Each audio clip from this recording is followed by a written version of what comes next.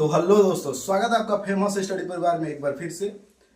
और अभी जो ग्रुप डी की फॉर्म आ रही है उसमें आपको फॉर्म फिलअप करने के लिए आपको कौन कौन से जरूरी डॉक्यूमेंट है और एक स्पेलिंग के वजह से मैं जिस तरह इस जॉब से मैं जहां पे जॉब करता उस जॉब को पाने के लिए लगभग 7 साल इंतजार किया, वो इंतजार आपको नहीं करना पड़े, इसलिए मैं ये वीडियो आपको पहले ही बना के दे रहा हूं ताकि आप उन प्रॉब्लमों से दूर रहे। क्योंकि मैंने एक स्पेलिंग में मिस्टेक कर दिया जिसके चलते मुझे 2 वैकेंसी में प्रॉब्लम झेलना पड़ा, वो भी डेंजर वाला, जो कि जॉब की चांसेस 0% था। लेकिन वो मेरे पास प्लस पॉइंट पहले भी पता चल गया था कि मेरे को किस तरह इसको हैंडल करना, तब जाके हैंडल किया किसी तरह। तो आज इस वीडियो में आपको पूरा बताएंगे जो कौन कौन से डॉक्यूमेंट वो है जो आप अभी भी तैयार करके रख सकते हैं, और जब भी आपका ग्रुप डी का फॉर्म आप फिलअप करें तो वो डॉक्यूमेंट सिलसिलेवार से आप वहां पे लगाएं। और जब साइबर कैफे में आप जाएं तो साइबर कैफे वाले के पास आपको कैसे डॉक्यूमेंट को अपने मतलब वहां पे अपना नेम या कैसे चेकअप करके आपको डलवाना चाहिए, या आप खुद से फॉर्म डालते हैं तो कैसे क्या करना चाहिए, इस वीडियो में बारीकी से आपको बताएंगे। और जरूरी डॉक्यूमेंट जो है वो बता दे रहे हैं, अभी से तैयार कर लेना। और कहां से आपका कास्ट सर्टिफिकेट, इनकम सर्टिफिकेट जो भी लगेगा वो सब बता रहे हैं, कैसा फोटो होना चाहिए, सब कुछ बता रहे हैं। इतना से बस वीडियो देखिए। चलिए, अगर आप मेरे चैनल पे पहली बार विजिट कर रहे हैं तो चैनल को जरूर से जरूर सब्सक्राइब कीजिएगा पल पल के अपडेट के लिए। और अभी से लेकर आपके ज्वाइनिंग तक भी मैं साथ देने वाला हूं, तो सब्सक्राइब करके रखिएगा तो फायदे होगा। चलिए देखिए, मेरा क्या हुआ था, मेरा ओनली एक ए लेटर छूट गया था जिससे 2018 के ग्रुप डी को मैंने क्वालिफाइड किया और डॉक्यूमेंट वेरिफिकेशन में मैं छट गया। देखिए, मैं उस बात को बताऊं तो थोड़ी लंबा वीडियो होगा, इसलिए उसको इग्नोर करते हुए आपको जिसको भी देखना होगा नीचे जाइएगा। और मैं कैसे डॉक्यूमेंट वेरिफिकेशन से बाहर हुआ ऐसे एक थंबनेल करके आएगा, और मैं इसके डिस्क्रिप्शन में भी सोचूंगा जी डलवा देता हूं, ठीक है। तो वहां से भी आप उसको देख के समझ लीजिएगा। फिलहाल के बात करते हैं जी आप उससे बचे। अब जरूरी डॉक्यूमेंट क्या है, तो इस ग्रुप डी के फॉर्म जो अभी भराएगा उसमें आपको क्या चाहिए कि फर्स्ट ऑफ ऑल अभी आपका क्या काम है जी कि कास्ट सर्टिफिकेट जाके फर्स्ट ऑफ ऑल बनवाइए। मैक्सिमम लोग हैं जो कि एलपी नहीं भरे, टेक्नीशियन नहीं भरे, ठीक है, और 10th पास है, तो उनके लिए भी है जी कि आप पहले जाके कास्ट सर्टिफिकेट आप पहले से बनवा के रखे हैं तो ठीक है, अदरवाइज नहीं बनवा के रखे तो अभी भी बनवाइए, और बनवा भी लिया है तो फिर से एक बार बनवाइए, ठीक है। मेरा कहना मानिए, लेटेस्ट हो जाएगा। कैसे बनवाना, first of all block level पे आपको अप्लाई करना है कास्ट सर्टिफिकेट, इनकम सर्टिफिकेट और रेसिडेंशियल सर्टिफिकेट जो होता है निवास सर्टिफिकेट, ठीक है, बनवा लीजिए। तीनों को जब डाउनलोड करेंगे, बनवाने के बाद आ जाएगा तो फिर से क्या कीजिए, उसमें रहता है सेंट्रल कास्ट सर्टिफिकेट, ठीक है।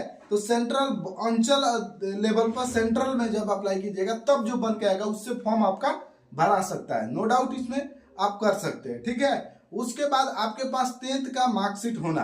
बहुत सारे लोग कमेंट क्या कर रहे हैं जी सर 10th का मार्कशीट बहुत पहले पास हुए तो वो मेरे पास हो कैसे रहता।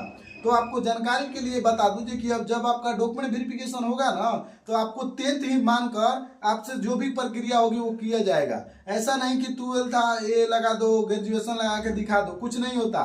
10th से वेरिफिकेशन होता है, ना कि आपका ग्रेजुएशन से होता है, ना कि ITI से होता है। तो 10th का सर्टिफिकेट जो एडमिट कार्ड है, मार्कशीट है ना, वो कंपल्सरी होना है। एडमिट कार्ड भी नहीं तो मार्कशीट पक्का चेक करते, इतना बात ध्यान रखिए। मैट्रिकुलेशन मस्ट मस्ट मस्ट है, क्योंकि मैट्रिकुलेशन में जो आपका माता का नाम, पिता का नाम, आपका नाम, डेट ऑफ बर्थ जो दिया रहता है वही सेम चीज आपको वेरीफाई किया जाता है जब आपने डॉक्यूमेंट वेरिफिकेशन भरा। ध्यान दीजिएगा, जब आप फॉर्म फिलअप करते हैं ना, जो प्रिंट आउट निकालते हैं वो प्रिंट आउट रेलवे के पास रिजर्व करके रखा जाता है। और वो कब खुलता है वो फाइल, जब आप डॉक्यूमेंट वेरिफिकेशन कराने जाते हैं तब। तो इसीलिए बोलते हैं जो ध्यान से देखो। फर्स्ट ऑफ ऑल सुनो, ये हो गया। दूसरी बात, जब भी फॉर्म फिलअप करने जाए अपना नाम, पापा का नाम और माता का नाम, डेट ऑफ बर्थ, ये 4 चीजें कभी गलती मत करना जिंदगी में। नहीं तो पिछली जो आया था उसमें साफ साफ लिखा है जी कि डेट ऑफ बर्थ, नाम, पापा का नाम ऐसे में नो चेंज लिखा था, ऐसे होता है, ठीक है। बाद में थोड़ी बहुत प्रॉब्लम को भी वो लोग सॉल्व करते, लेकिन साफ साफ लिखा है जी इसमें आप बदलाव नहीं कर सकते। अब बताइए, मॉडिफिकेशन भी नहीं कर सकते। डेट ऑफ बर्थ में क्या मॉडिफिकेशन करना, वो बोलता RRB ऐसा, तो ठीक है, इन बात को आप जब भी फॉर्म भरा है तो अपने पास एडमिट कार्ड रखे, मार्कशीट रखे 10th का, उसमें देख देख के एक एक स्पेलिंग को क्रॉस चेक कीजिए। इतना देर, इतना साल से पढ़ रहे हो और 1 घंटा अपने लिए देख के फॉर्म नहीं भर सकते, बाद में बहुत प्रॉब्लम। अभी आप इस वीडियो के कमेंट में देखिएगा, बहुत सारे ऐसे स्टूडेंट आएंगे जो बोलेंगे मैंने ये कर दिया, टेक्नीशियन में ऐसे हो गया, एलपी में ऐसे हो गया तो अब क्या कर सकते, मैंने भी गलती किया था, तो इसीलिए तो आपको बता रहा हूँ कि आप इस चीज से सतर्क हो जाइए। ठीक है, ये रहा 4, आपका नाम, पापा का नाम, माता का नाम, उसके बाद क्या है देखिए डेट ऑफ बर्थ करेक्ट भरना हो गया।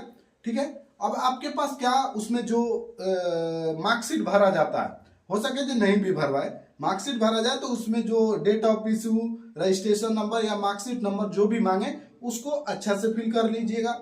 उसके बाद एड्रेस आधार कार्ड से डालिएगा, ध्यान दीजिएगा एड्रेस आधार कार्ड से डालना है, अदरवाइज आपका दिक्कतें आ सकती है। वहां पे चेकअप होता है पूरा आधार कार्ड लेके, पैन कार्ड लेके। ठीक है, तो आधार कार्ड नंबर भी सही से डालना। उसके बाद की चीज क्या है, ईमेल और मेल कभी गलत मत डालना। वो मेल वो अपने नाम पे जो सिम करवाया है ना, आजकल सभी के पास अपने नाम पे है, तो ऐसे नंबर को डालना जो आपके पास रह सके, आपका ईमेल जो हमेशा के लिए आपके पास रहे, क्योंकि आपका जब ज्वाइनिंग लेटर और जितना भी अपडेट होगा ना, आपके कुछ प्रॉब्लम भी होगा तो वो पक्का आपके मेल करता है, अदरवाइज कुछ नहीं करता रेलवे। अब तो ज्वाइनिंग भी आपको मेल से आना स्टार्ट हो चुका है, डाक से भेजते ही नहीं है। हाँ, वो बाद में हो सके जो भेजता, लेकिन बहुतों को भेजा है, बहुतों आरआरबी ने।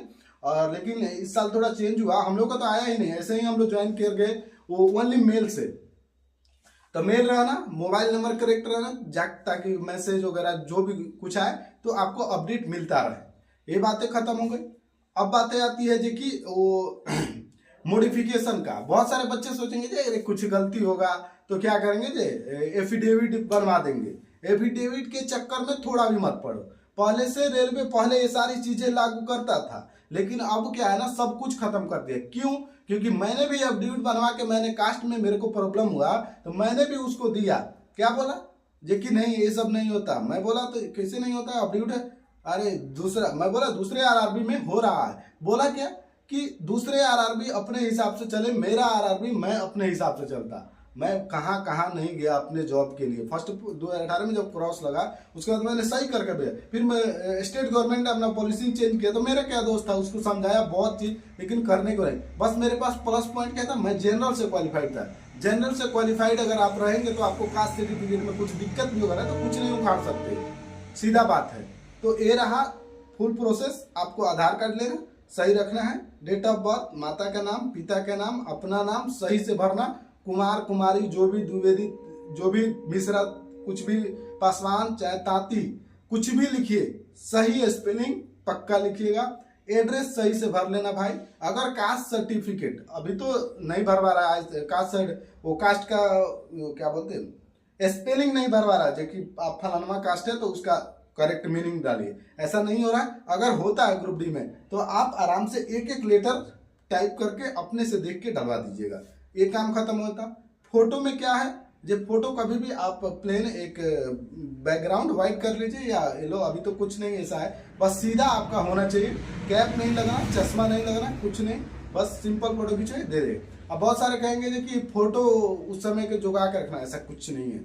ज्वाइनिंग के समय कोई फोटो लेके जाओ, प्रेजेंट टाइम के ज्वाइनिंग हो जाता है, तो ऐसा कुछ नहीं। जो आप करें, अब मॉडिफिकेशन पक्का देखना। अगर गलतियां कब दिखती है हमें, जब फाइनल सबमिट मार के हम प्रिंट आउट निकालते हैं तब गलतियां दिखती है। तो मॉडिफिकेशन अगर कुछ गलती दिखे आपको, बाय द वे मैं अपडेट करूंगा आपको, निकालने के बाद दिखे तो मॉडिफिकेशन पक्का करवाना। अगर दिक्कत आए तो 250 दे के करवा लेना, नहीं तो बाद में पछताओगे। तीसरी बात सिग्नेचर का है बच्चों का, कभी भी कैपिटल सिग्नेचर नहीं करना, ध्यान देना मेरी बातों को, लिख लो, जितनी बात बोल रहा हूँ लिख लो। कैपिटल मत करना, फर्स्ट कैपिटल उसके बाद स्मॉल देन मार दो, कोई दिक्कत नहीं। कैपिटल भरोगे दिक्कत होगा। सिग्नेचर कैपिटल कहाँ होता है किसका, बहुत सारे को छांट दिया गया। वो आधार और मॉक वाला दिखवा लेना, अभी भी बहुत सारे लोग नहीं दिखवाए होंगे तो जो 10th पे भर रहे होंगे, वो थोड़ा, वो तो बात का चीज है। जब आप आधार टाइप करके जब फॉर्म भरने के बाद क्या चीज है, वो अनलॉक करवा लेना अगर आपका कोई दिक्कत होगा तो। सारी चीजें मैंने एक एक बता दिया, शॉर्ट में बताया, लेकिन सब कुछ एक अच्छे वे में बताया। आपको क्या करना है, इन बातों को ध्यान से देखना है। फॉर्म भरते हैं, घबराना कुछ नहीं है। फॉर्म ऐसा नहीं है कि मैं बता रहा तो स्ट्रिक्टली आपको पूरा चौकन्ना, ऐसा कुछ नहीं। रिलैक्स होकर फॉर्म भरिए, बस ध्यान से फॉर्म भरिए, कुछ नहीं होता। फॉर्म भरिएगा, आराम से प्रिंट आउट निकलता है, उसके बाद क्रॉस चेक कीजिए, फाइनल हो गया, क्रॉस चेक कीजिए, अगर है तो नोटिफिकेशन करवाएंगे, नहीं है तो कुछ नहीं। तो इतना बात को ध्यान रखिए। कास्ट सर्टिफिकेट हो गया, सब बता दिया मैंने। आई होप कि आपको समझ में आया होगा। मिलते हैं नेक्स्ट वीडियो में, तब तक के लिए बाय, जय हिंद, वंदे मातरम।